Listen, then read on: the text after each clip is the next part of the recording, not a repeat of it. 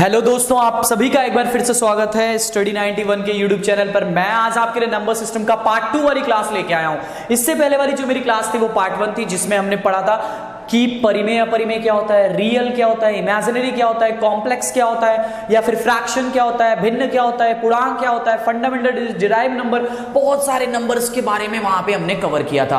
आज हम आगे उसका पार्ट बी लेके आ रहे हैं। पार्ट बी में आज मैं आपको शुरुआत करूंगा नेचुरल नंबर से। कहां से? नेचुरल नंबर से शुरू करूंगा, ठीक है ना। तो नेचुरल नंबर देखते हैं जिसको कहते हैं प्राकृतिक संख्या। समझिए मेरे प्यारे दोस्तों कि प्राकृतिक संख्या क्या होती है। मैं आप सभी लोगों को समझाता हूं कि व्हाट इज नेचुरल नंबर, प्राकृतिक संख्या क्या होती है। तो देखिए, प्राकृतिक संख्या में बारे में मैं आपसे बात कर रहा हूं।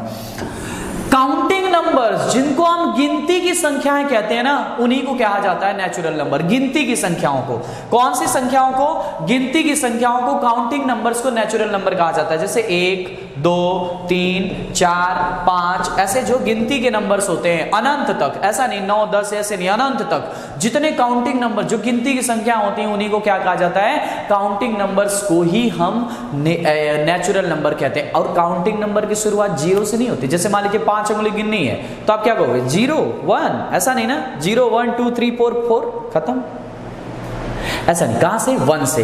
1, 2, 3, 4, 5 उंगली। मतलब अगर आपको गिनती शुरू करनी है तो 1 से, यानी कि आपकी नेचुरल नंबर की शुरुआत 1 से होती है। बात समझे ना।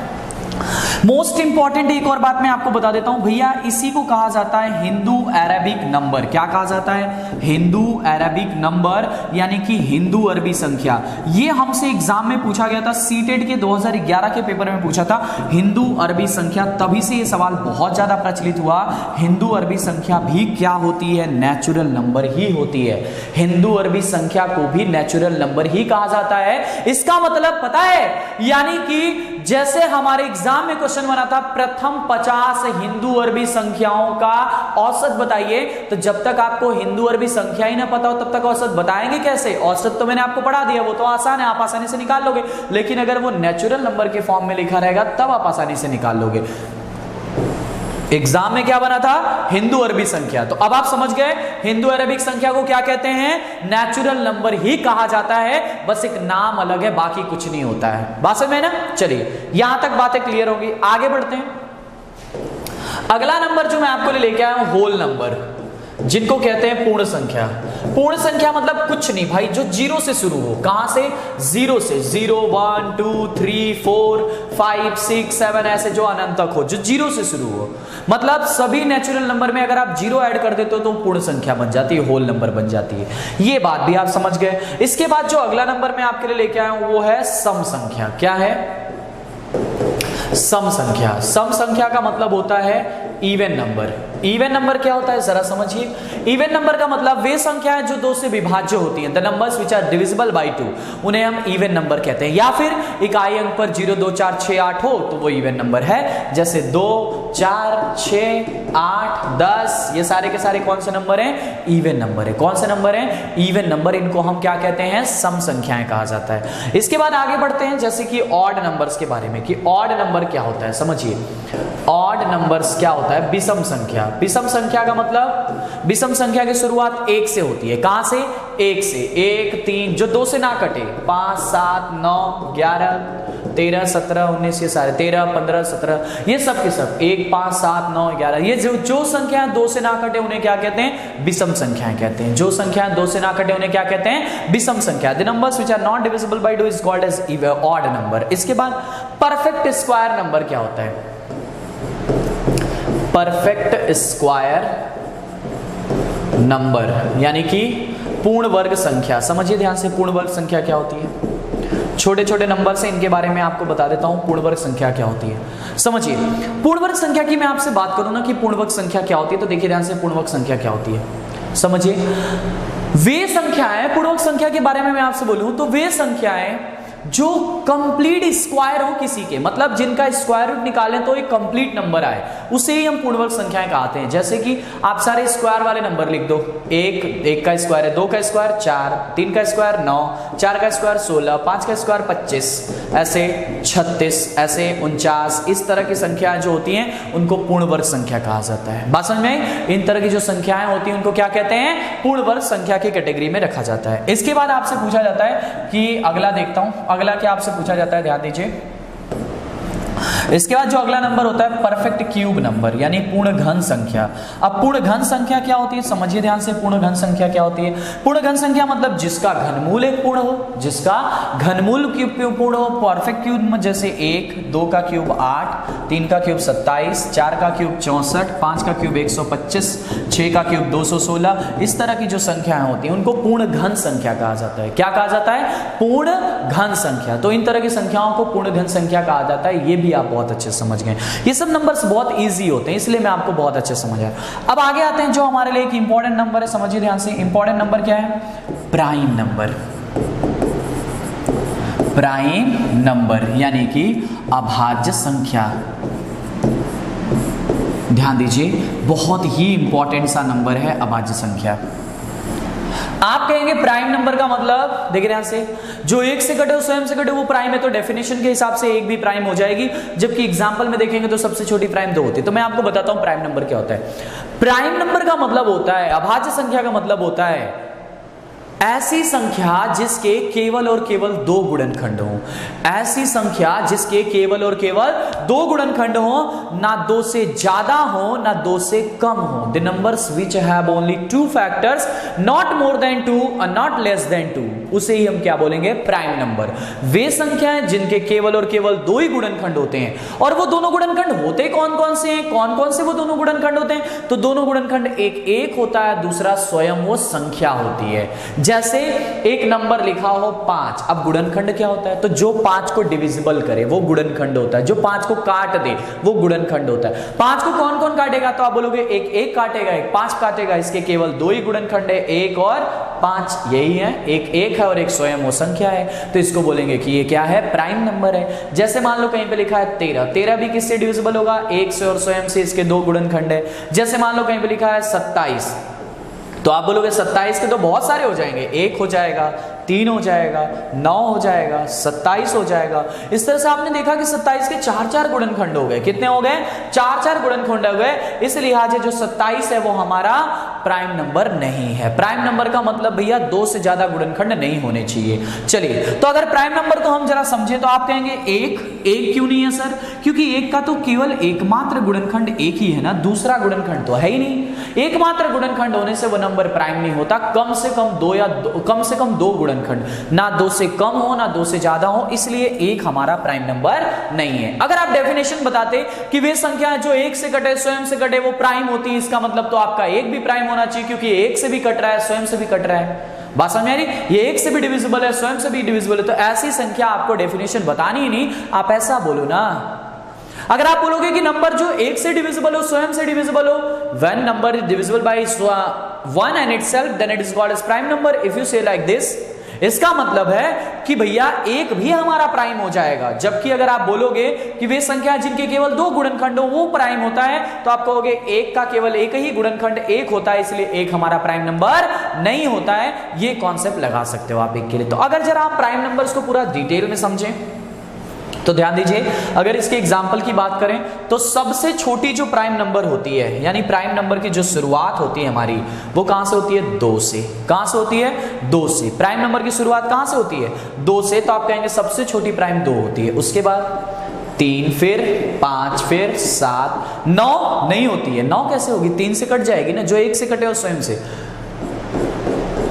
13, 17, 19, 23, इस तरह के जो नंबर्स होते हैं उन्हीं को प्राइम नंबर्स कहा जाता है। ये हमारे प्राइम नंबर्स हैं। ये हमारे क्या हैं? प्राइम नंबर्स है भाई। ये हमारे अभाज्य संख्या, इन्हीं को अभाज्य संख्या कहा जाता है। ये हमारे अभाज्य संख्या हैं। समझ में आया ना? चलिए, अब सबसे इंपॉर्टेंट कि सबसे छोटी प्राइम नंबर क्या है? सबसे छोटी प्राइम नंबर, सबसे छोटी अभाज्य। चलिए बताइए, सबसे छोटी अभाज्य आप कौन सी बोलेंगे? तो आप बोलोगे सर सबसे छोटी अभाज्य तो हमारी 2 है। सबसे छोटी अभाज्य कौन सी हो जाएगी? 2 हो जाएगी। मान लीजिए और एक और चीज मैं आपको बताऊं, यहां पे इन सारे नंबर्स को आप देखेंगे तो आप देखिए 2 एकमात्र ऐसी संख्या दिख रही है जो सम है, यानी कि 2 एकमात्र ऐसी संख्या है जो इवन है। बाकी नंबर्स की अगर आप बात करोगे 3, 5, 7 और आगे के जितने भी नंबर्स दिख रहे हैं, इन सारे के सारे नंबर्स हमारे लिए ऑड नंबर दिखेंगे। ये सारे के सारे नंबर्स हमारे लिए विषम संख्याएं दिखेंगी। केवल 2 ही एकमात्र ऐसी संख्या होती है जो सम भी होती है और विषम भी होती है। 2 एकमात्र ऐसी संख्या होती है जो सम भी होती है और विषम भी होती है। समझ में आ रहा है कौन सी एकमात्र ऐसी संख्या है? तो आप बोलोगे सर 2 एकमात्र ऐसी संख्या है जो सम भी होती है और विषम भी होती है। समझ में आ रहा है ना? तो ये कॉन्सेप्ट आपको बहुत अच्छे समझ में आ गया कि 2 एकमात्र ऐसी संख्या, ठीक है। इसका मतलब कि 2 को छोड़कर जो सारी संख्याएं हैं वो सारी की सारी क्या हो जाएंगी? विषम संख्याएं हो जाएंगी। ये 3 है, ये 5 है, ये 7 है, ये 11 है, ये कोई भी संख्या 2 से नहीं कटेगी। जो संख्या 2 से नहीं कटती है उसको क्या बोलते हैं? विषम संख्याएं कहते हैं। ये बात बहुत अच्छे से आप समझ गए। चलिए अब यहां से देखिए, ध्यान दीजिए। चलिए ये बात तो आप समझ गए। अगर मान लीजिए सवाल में हमसे किसी ने पूछ लिया कि सबसे छोटी विषम अभाज्य संख्या बताइए, सबसे छोटी ऑड प्राइम नंबर आपको बतानी है, तो आप कौन सी बोलोगे? 2 नहीं, तब कौन सी हो जाएगी? 3 हो जाएगी, क्योंकि ऑड प्राइम नंबर विषम अभाज्य पूछा है तो 3 हो जाएगी। तो ये भी कॉन्सेप्ट आपका क्लियर हो गया, ये भी कॉन्सेप्ट आपका क्या हो गया? क्लियर हो गया भाई। ये भी आप एकदम अच्छे से समझ गए प्राइम नंबर्स के बारे में। हमसे अगर मान लीजिए सवाल पूछता है कभी इन फ्यूचर, जैसे देखिए कि 1 से लेकर 50 तक की अभाज्य संख्या, 1 से लेकर 50 तक की कितनी अभाज्य संख्याएं होती हैं? 1 से लेकर 50 तक कितनी अभाज्य संख्या? तो आप बोलोगे 15। कैसे? इसका कोई तरीका नहीं होता, आपको लिख के काउंट करना पड़ेगा। ठीक है, मैं यहाँ पे लिख देता हूँ कौन कौन सी हैं। देखिए ध्यान दीजिए, जैसे देखिए ध्यान दीजिए, 2 है, 3 है, 5 है, 7 है, 11 है, 13 है, 17 है, 19 है, 23 है, 29 है, 31 है, 37 है, 41 है, 43 है और 47 है। ध्यान दीजिए, कोई छूटा तो नहीं। काउंट कर लेते हैं इनको। 1 2 3 4 5 6 7 8 9 10 11 12 13 14 15, यही है वो 15 संख्याएं। ठीक है ना? तो हमसे पूछा जाता है कि 1 से लेकर 50 तक कितनी अभाज्य संख्या है, तो आप क्या बोलेंगे? 15। मान लीजिए हमसे किसी ने पूछा कि 50 से लेकर 100 तक की अभाज्य संख्या है। पेपर में ये क्वेश्चन बन सकता है आपसे कि 50 से लेकर 100 तक की कितनी अभाज्य संख्या है, तो आप क्या बोलेंगे? 50 से लेकर 100 बताना है ना। 50 से लेकर 100 तक कुल मिलाकर 10 प्राइम नंबर होती हैं। कितनी होती हैं? 10 होती हैं। काउंट कर सकते हैं आप, जैसे 53, ठीक है, 59, फिर 61, फिर 67, फिर उसके बाद 71, फिर 73, फिर 79, फिर उसके बाद 83, फिर उसके बाद 89, फिर उसके बाद 97। ठीक है ना? और तो कोई होती नहीं है। तो इस तरह से आप काउंट करिए। आप काउंट करेंगे तो क्या काउंट करेंगे? देखिए 1 2 3 4 5 6 7 8 9 और 1 10। तो यानी यही हमारी 10 संख्याएं होती हैं जो 50 से लेकर 100 के बीच में होती हैं। तो इनका कोई फॉर्मूला नहीं, इनका कोई तरीका नहीं। अगर आपसे पूछेगा भी तो मैक्सिमम आपसे 100 तक ही पूछ सकता है, इसके पार नहीं। मान लीजिए 1 से 50 मैंने बताया 15 होती है, 1 से 50 से 100 मैंने बताया कि 10 होती हैं। मान लीजिए आपसे दोनों मिला के पूछ दे तो कितना बोल देंगे आप? दोनों मिला के भैया 25 होती हैं। तो इस तरह की बातें आपने सीख लिया। ठीक है ना? चलिए अब एक और बात मैं आपसे करूं कि बताओ सबसे बड़ी प्राइम नंबर कौन सी होती है? ये कौन सी बात हो गई भाई? सबसे बड़ी प्राइम नंबर कहां से आ गई? सबसे छोटी प्राइम नंबर तो 2 होती है, ये हमको पता है, ये आपको भी पता है। मैं बोलूं सबसे बड़ी प्राइम नंबर कौन सी होती है? अगर सारे सवालों का जवाब मुझे नहीं पता, आपको नहीं पता, बहुत सारे लोगों को नहीं पता, लेकिन दुनिया के अगर सारे सवालों का जवाब किसी को नहीं पता होता तो सिर्फ एक व्यक्ति को पता होता है। वो कौन होता है? वो होता है रोबोट रजनीकांत। कौन पता होता है भाई? रजनीकांत को दुनिया के सारे सवाल के आंसर पता है। ठीक है ना? दुनिया के सारे सवाल रजनीकांत को पता है। अब रजनीकांत की बात करूं कि रजनीकांत को सर कैसे पता सबसे बड़ी प्राइम नंबर? जो हमें नहीं पता तो रजनीकांत को पैसा, जो गूगल को नहीं पता वो रजनीकांत को पैसा पता। भाई रजनीकांत को तो दुनिया की सारी बातें पता है, तो रजनीकांत इस सवाल का आंसर बता सकता है कि सबसे बड़ी प्राइम नंबर कौन सी है। बताया भी है। कहां बताया है? कब बताया है? बताता हूं मैं कहां बताया। आपने एक रोबोट नाम की मूवी देखी होगी, रोबोट जो रजनीकांत की आई थी, पुरानी वाली, रोबोट 1, रोबोट 2 नहीं। ठीक है ना। तो आपको पता है एक सीन चल रहा होता है जहां पे पूरा इंटरव्यू चल रहा होता है रजनीकांत का, बहुत सारे प्रोफेसर बैठे रहते हैं, ऐसे किताब देखता है, स्कैन कर लेता है। हीरोइन तुम्हें बराबर याद होगी, बराबर से ऐश्वर्या राय है, बराबर तुम्हें याद होगा हीरोइन के बारे में, ठीक है ना। हाँ, तो उसमें एक क्वेश्चन रजनीकांत से, जो प्रोफेसर बैठे रहते हैं उसमें एक क्वेश्चन पूछा जाता है रजनीकांत से, which is the biggest prime number, सबसे बड़ी अभाज्य संख्या कौन सी है। ये रजनीकांत से पूछा जाता है मूवी में, कौन सी, रोबोट नाम की मूवी में। तो रजनीकांत एक सुंदर सा जवाब बताता है कि सबसे बड़ी प्राइम नंबर कौन सी है, ठीक है ना। तो मैं होप करता हूं कि आप लोगों ने रोबोट जरूर देखी होगी, जो लोग नहीं भी देखे हैं वो देख के कमेंट जरूर करना कि सबसे बड़ी प्राइम नंबर कौन सी होती है। रजनीकांत की मूवी रोबोट, रोबोट में रजनीकांत ने बताया है, वैसे सबसे बड़ी प्राइम नंबर कुछ नहीं होती, लेकिन आप कमेंट जरूर करिएगा कि रजनीकांत से कौन सा नंबर बताया था, ठीक है ना। कमेंट करके बिल्कुल ना भूलना भाई, आप कमेंट जरूर करना और टैग करना मुझे शुभम सिंह @ शुभम सिंह पे टैग करना, मैं आपको रिप्लाई करूंगा कि सबसे बड़ी प्राइम नंबर रजनीकांत ने बताया जो है वो आप मूवी देख के बता रहे हैं, ऐसे बोल रहे हो, सही बात है या झूठ बात है, ठीक है ना। तो सभी लोग जरूर कमेंट करिएगा नीचे कमेंट सेक्शन में, लाइव चैट ऑफ होने के बाद जब कमेंट सेक्शन आएगा तो उसमें आप सभी लोग कमेंट कर रहे हैं, भर भर के कमेंट करना भाई कि सबसे बड़ी प्राइम नंबर कौन सी है, ठीक है ना। कौन बताएगा, रजनीकांत रोबोट से। चलिए यहां तक की बातें क्लियर होगी। अब इसके बाद, हाँ मैं नहीं बताऊंगा, रजनीकांत ही बताया, क्योंकि मैं रजनीकांत नहीं हूं ना। हाँ उनके बाल झल गए हैं, मैं अभी थोड़ा सा देख लो। चलिए आगे बढ़ते हैं। इसके बाद अगला नंबर जो हमारे लिए है वो है कंपोजिट नंबर। कौन सा, कंपोजिट नंबर, जिसको बोलते हैं भाज्य संख्या। भाज्य संख्या का मतलब हो गया ना वे संख्याएं जिसके दो से ज्यादा गुणनखंड हो। भाज्य संख्या का मतलब वे संख्याएं जिसके दो से ज्यादा गुणनखंड हो, उन्हें हम कंपोजिट नंबर कहते हैं। दिख तो रहा ना सभी को, हाँ। चलिए, वे संख्याएं जिनके दो से ज्यादा गुणनखंड हो उन्हें हम भाज्य संख्या कहते हैं। एग्जाम्पल की बात करें, जैसे 4, आपसे कहा 9, आपसे कहा 6, आपसे कहा 8, आपसे कहा 12, आपसे कहा 14, आपसे कहा 15, आपसे कहा 18, आपसे कहा 19। 19 कैसे भाई, 19 नहीं, ठीक है ना। तो ये सारे के सारे नंबर जो यहाँ पे लिखे हुए हैं, इन सभी को भाज्य संख्या। भाज्य संख्या का मतलब the numbers which have more than 2 factors is called as composite number, जिसके दो से ज्यादा गुणनखंड हो। तो चलिए अब एक की बात करूं कि एक भाज्य है कि नहीं, तो एक का तो केवल एक ही गुणनखंड है, तो एक कैसे भाज्य होगा, तो एक भाज्य नहीं हो सकता, एक भाज्य नहीं हो सकता भाई, एक कभी भी भाज्य नहीं होगा। तो पहली बात अगर एक के लिए बात करें तो इट इज नॉट, ना तो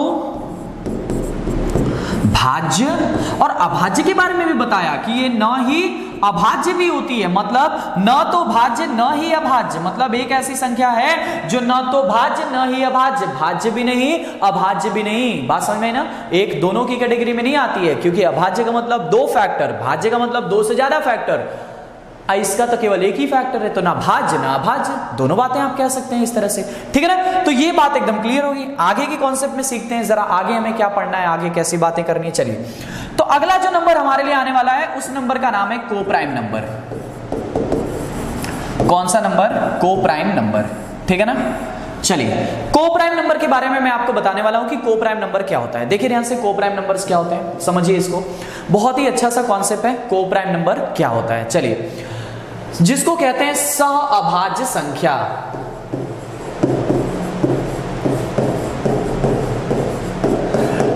तो ये संख्याएं ऐसी होती है ना, ऐसी दो संख्याओं का जोड़ा जिनका HCF 1 होता है, ऐसी दो संख्याओं का युग्म जिनका MSP 1 के रूप में होता है। मतलब ऐसी दो संख्याओं का पेयर्स हम बना लें जिसका हम महत्तम समापवर्तक या हाईएस्ट कॉमन फैक्टर निकालें तो वो 1 आए, तो उसको हम बोलेंगे कि ये जो संख्या है ये कोप्राइम है, यानी ये जो संख्या का युग्म दिख रहा है ये कोप्राइम संख्या का युग्म दिख रहा है। जैसे एग्जाम्पल की बात करूं, जैसे मान लीजिए एक नंबर लिखा हुआ है एग्जाम्पल में 2 और 7, तो आप क्या बोलेंगे, 2 और 7 का MSP क्या आएगा, आप बोलोगे 1 आएगा, इसलिए कोप्राइम नंबर है। समझिए ध्यान से, ठीक है ना। इसके बाद मैं आपसे बोलूं, जैसे मान लो कहीं लिखा है 1 और 5, तो आप क्या बोलोगे, 1 और 5 का MSP कितना आएगा, 1 आएगा, इसलिए कोप्राइम नंबर है। ओवरऑल कहने का मतलब वे दोनों संख्याएं जो कॉमनली रूप से केवल 1 से कटें और किसी से नहीं कटें, और किसी से नहीं कटनी चाहिए, जो केवल 1 से कटनी चाहिए, उसे हम क्या बोलेंगे, कोप्राइम नंबर बोलेंगे। उन्हें ही हम क्या बोलेंगे, सहअभाज्य संख्या बोलेंगे। उन्हें ही हम सहअभाज्य संख्या, जैसे कि यहां पे लिखा हुआ है, उन्हें ही सहअभाज्य संख्या बोलेंगे। जैसे और एग्जांपल मैं आपको दिखाऊं, और एग्जांपल की बात करूं, जैसे मान लो कहीं पे लिखा है 24 और 23। आप बोलोगे 24 और 23 को कॉमनली रूप से कौन काटेगा? आप बोलोगे सर 24 2 से कट जाता है। 2 से तो 24 कट जाता है, लेकिन क्या वही 2 23 को भी काटता है? ऐसा नंबर बताओ जो दोनों को काटे, 23 को भी काटे 24 को भी काटे। ऐसा तो नंबर केवल कौन है? केवल एक है जो दोनों को काटेगा, इसलिए दोनों की दोनों संख्याएं क्या हैं? को प्राइम है। जैसे मान लो कहीं पे लिखा है 12 और 27। आप बोलोगे ये कैसे हो सकता है? 12 3 से भी कट जाएगा, 27 भी 3 से कट जाएगा, तो इनका HCF 1 नहीं आएगा, यानी ये हमारे लिए को प्राइम नहीं है। बात समझे ना? तो को प्राइम आपको बिल्कुल अच्छे समझ में आ गई कि को प्राइम क्या होता है, ठीक है ना? को प्राइम हमें समझ में आ चुकी है, ठीक है ना?